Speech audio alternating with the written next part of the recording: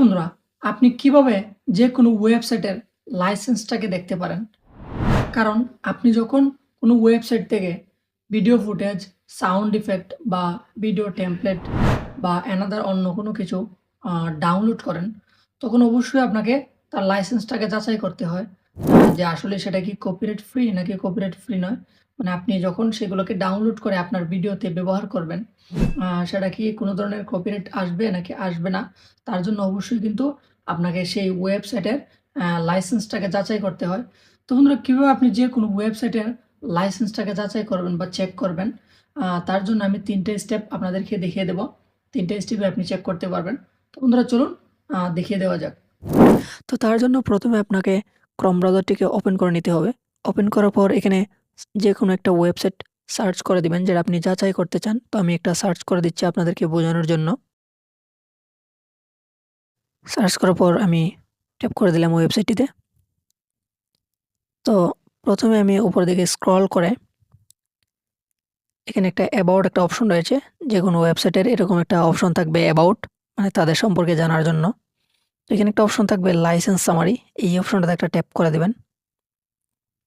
Tap করার পর এখানে দেখতে পাচ্ছেন তাদের লাইসেন্সে কি বলা আছে সবগুলো এখানে উল্লেখ রয়েছে। মানে আপনি তাদের এখান থেকে ভিডিও ফুটেজ ডাউনলোড করেন বা সাউন্ড ইফেক্ট ডাউনলোড করেন বা পিএনজি ডাউনলোড করেন, সেগুলোকে আপনি ফ্রি ব্যবহার করতে পারবেন নাকি কপিরাইট ফ্রি নয়, সবগুলো এখানে বলা আছে।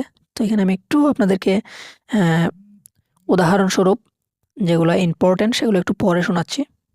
তো এখানে দেখতে পাচ্ছেন ইউজ কন্টেন্ট ফর ফ্রি, মানে আপনি ফ্রি এগুলোকে ইউজ করতে পারবেন আপনার ভিডিওতে বা যে কোনো জায়গায়।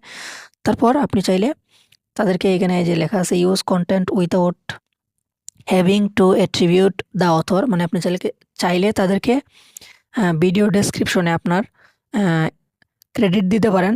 আর যদি না দেন কোনো অসুবিধা নেই। আপনি চাইলে এটাকে ট্রান্সলেট করে বাংলায় পড়ে নিতে পারেন। তো এটাকে ট্রান্সলেট করার জন্য উপরে 3 ডট একটা আইকন রয়েছে, এখানে ট্যাপ করে দিবেন। ট্যাপ করার পর নিচে একটা অপশন দেখতে পাবেন ট্রান্সলেট। এখানে ট্রান্সলেট করে আপনি এটাকে বাংলায় কনভার্ট করে পড়ে নিতে পারেন পুরো লাইসেন্সটাকে। তো বন্ধুরা, এবার আমরা সেকেন্ড স্টেপের কাজটা করব। তার জন্য আবার ওয়েবসাইটটিতে ট্যাপ করে দিব, মানে ওয়েবসাইটে প্রবেশ করব আর কি। আগে যে ওয়েবসাইটটিতে প্রবেশ করেছিলাম। তো আমি এখান থেকে আপনাদেরকে একটা ভিডিও ফুটেজ দিয়ে দেখিয়ে দিই উদাহরণটা, তাহলে আপনার বুঝতে একটু বেশি সুবিধা হবে। এখানে একটু জুম করে এখানে আপনি দেখতে পাচ্ছেন যে video, vector, music, sound effect. তো আমি এখানে ভিডিওর উপর একটা ট্যাপ করে দিই। ভিডিওর উপরে ট্যাপ করে দিলাম, যে ভিডিওটা আমি ডাউনলোড করতে চাই আর কি। আমি সেটা যাচাই করব যেটা আসলে কি কপিরাইট ফ্রি বা কপিরাইট ফ্রি নয়, বা এটা কি ফ্রি ব্যবহার করতে পারবো নাকি ক্রেডিট দিতে হবে। তো এখানে দেখুন এই ভিডিওটাতে ট্যাপ করার পর এখানে একটা উপরে একটা লেখা রয়েছে, এখানে দেখতে পাচ্ছেন free for use under the Pixabay content license, মানে তাদের লাইসেন্সে বলা আছে আপনি এখান থেকে এটাকে ফ্রি ডাউনলোড করতে পারবেন, ফ্রি ব্যবহার করতে পারবেন, আপনার কোনো ক্রেডিট দিতে হবে না। তো এবার আমি থার্ড স্টেপের কাজটা দেখিয়ে দেব। তার জন্য আবার ওয়েবসাইটটিতে প্রবেশ করব। প্রথমে যে ওয়েবসাইটটিতে প্রবেশ করেছিলাম, তো এখানে আপনাদেরকে বোঝানোর জন্য আমি যে কোনো একটা পিএনজির উপরে ক্লিক করে দিই। ধরুন আমি এই পিএনজিটাকে ডাউনলোড করব গাড়ির। তো এইটার উপর একটা ট্যাপ করে দিলাম। দেওয়ার পর এখানে একটা অপশন দেখতে পাবেন, যেখানে ডিটেলস, এই অপশনটাতে একটা ট্যাপ করে দিবেন। তারপর নিচে কিছু অপশন আসছে দেখতে পাবেন, এখানে ভিউজ, ডাউনলোড, তারপরে যে এগুলো কিন্তু এখানে শো হচ্ছে কতজন ভিউজ করেছে, 1434 জন।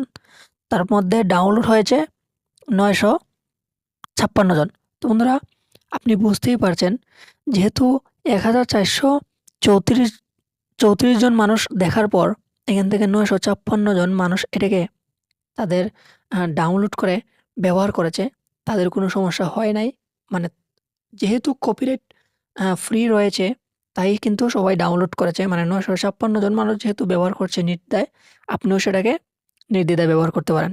তো বন্ধুরা, আশা করি বুঝতে পেরেছেন যে আপনি কোন কোন সিস্টেমে একটা ওয়েবসাইটের লাইসেন্সগুলোকে আপনি চেক করতে পারেন। যদি ভিডিওটি ভালো লাগে অবশ্যই লাইক করবেন। ভিডিওটি শেষ পর্যন্ত দেখার জন্য ধন্যবাদ।